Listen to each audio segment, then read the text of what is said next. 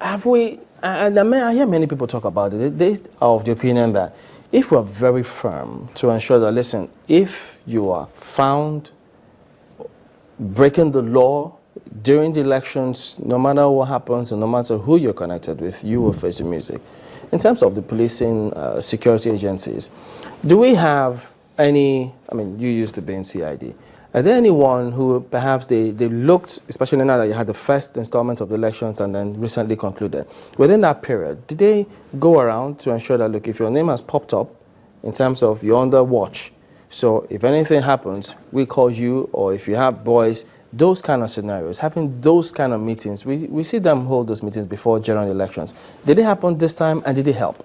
I think that it happened. Why do I say it happened?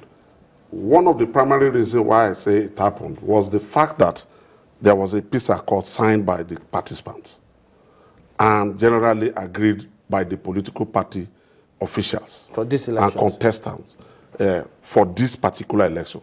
The first one and the rerun. It was reinforced in the rerun. And so to that extent, we believe that there was likely to be peace. But that didn't happen, even in the first election and in the rerun.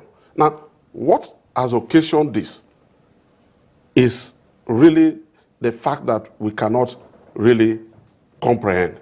But going forward, like the point you have made is very valid. Whether do the police place such people on a close watch? And I can bet you that they certainly would have done so. But most of these people who orchestrate this type of violence from the background, because of course perhaps you may not see them ventilate it by themselves, but to that extent, and again because they are highly placed and they are highly connected, to that extent, nothing really comes out. No, but we know that, look, policing and security, we've seen lately, no matter how highly placed you are, if the law wants to catch up with you, the law will always. Or are you saying that the law these days are respecters of persons? The law largely.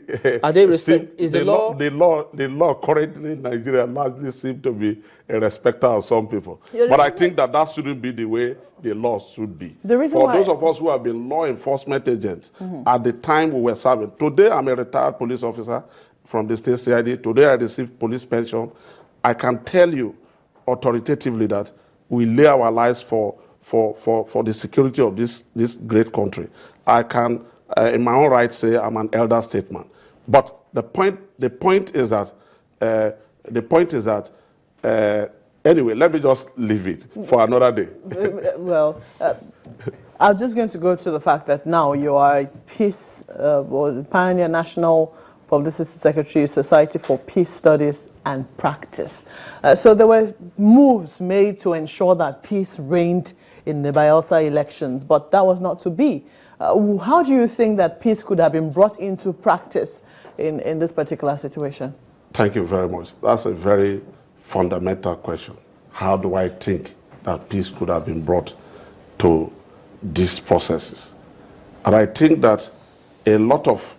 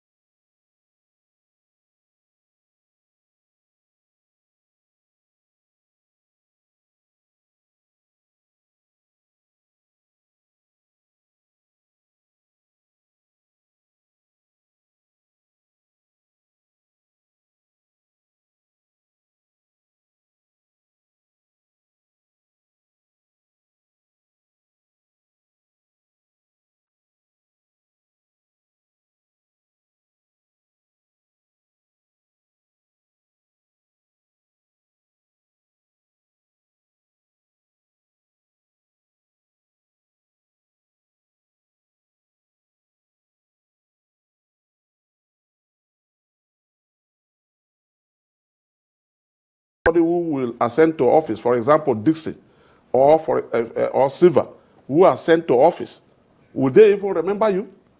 That's the issue. Do you think that now, because there are also fears, if you're listening to both sides, you see that there are still some disagreements in terms of how the process held, and chances are high that they most likely will end up at the tribunal. If that is the case, you also see, because the winner has been declared, how do you think that that winner will be able to function in an environment that might not exactly be very conducive, as it were? I think that may not be the graphic reflection of what the true scenario on the ground.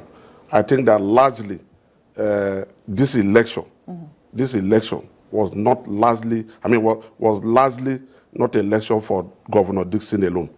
I can tell you authoritatively, having been a PRO Bayelsa Youth Federation, having been a member of the Joint Youth Council seriously, even in INC and so on, having played roles even in the writing of Kayama Declaration, I can tell you authoritatively, the minds of the job people or the zone people across the world was that this election was not merely for Governor Dixon, and that this election appeared to be an election that their son, for example, in person of Goodluck Jonathan, lost election at the center because they will feel that if in case his political party loses, it means that he may have lost election twice.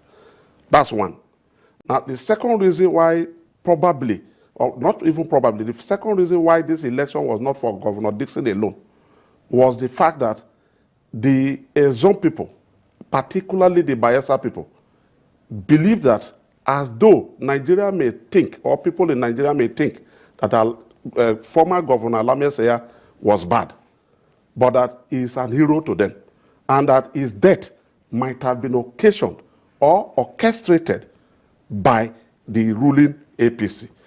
I'm saying this authoritatively because their thinking was that he was to be repatriated.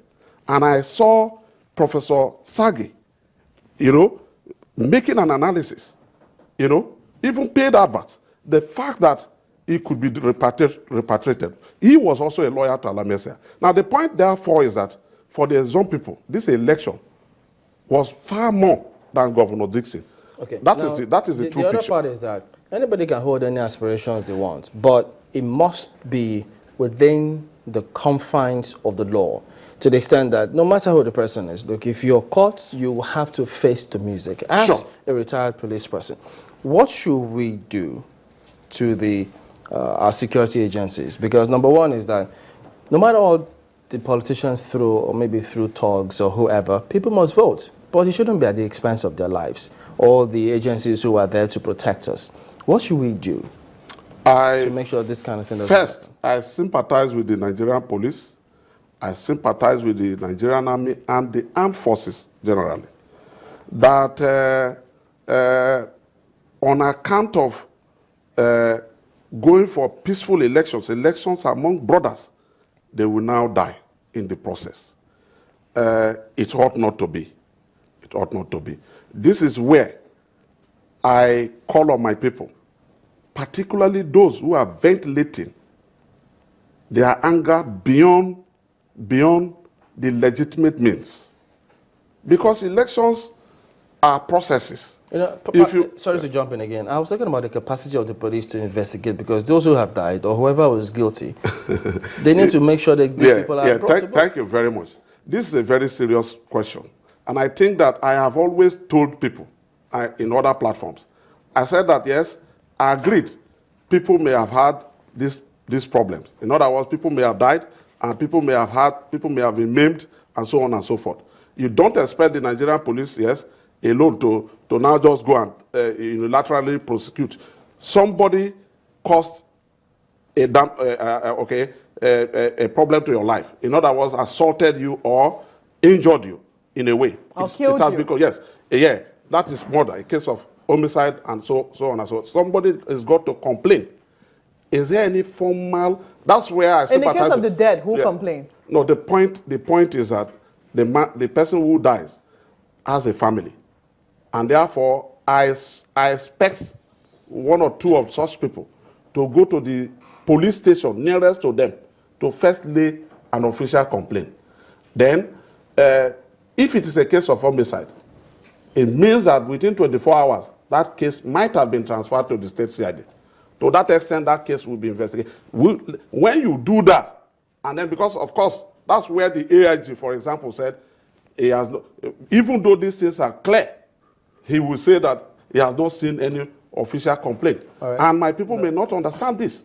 Okay, Dr. Okolo, thank you very much indeed. That's how far we can go today. Dr. Philip Okolo is a pioneer and National Publicity Secretary, Society for Peace Studies and Practice. And interesting to see the practice aspect of that. But thank you for coming on this morning, sir. Thank you very much. Well, that's a wrap today on the program. We thank you all for watching. We'll be back tomorrow. I'm Chamberlain Uso. Well, thank you so much. I'm Maupe Ogun. Many thanks. I'm Sulaiman Alede.